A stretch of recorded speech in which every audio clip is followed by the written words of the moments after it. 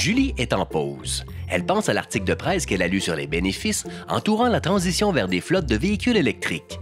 Elle se demande si ce serait possible et bénéfique pour son employeur. Son collègue Mathieu, lui, a des doutes. Est-ce qu'une entreprise peut faire ce type de transition pour tout un parc de véhicules et comment supporter cet investissement? Sache que c'est possible, Mathieu.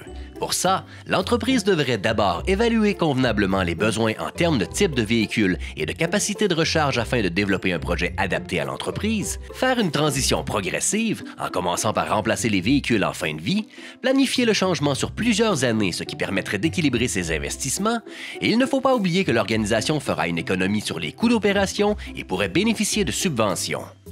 Mathieu admet que l'investissement ne représente pas un mur infranchissable, mais est-ce que cette transition ne va pas alourdir la logistique de l'entreprise? Et puis, y a-t-il des organisations nord-côtières qui ont entamé le virage électrique?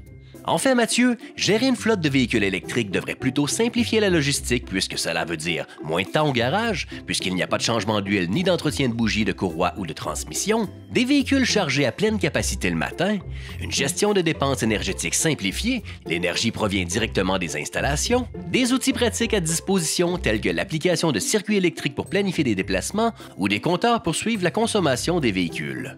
Concernant des exemples locaux, je te rassure, ici aussi, on sent le changement. Par exemple, une grande industrie a installé une dizaine de bornes de recharge en libre accès pour ses employés et utilise même des bus électriques pour les transporter et offrir des visites. Les petites et moyennes entreprises aussi franchissent le pas. Certaines ont acheté des véhicules électriques et installé des bornes de recharge en accès gratuit aux employés. Une a privilégié l'achat de chariots élévateurs électriques et prévoit d'investir dans des équipements électriques comme une tondeuse et une souffleuse. Ces changements se font progressivement. La transition vers l'électromobilité est bel et bien amorcée et révolutionnera notre façon de vivre, de travailler et d'imaginer l'avenir.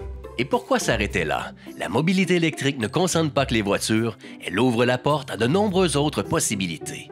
Adaptons notre conduite et roulons électrique.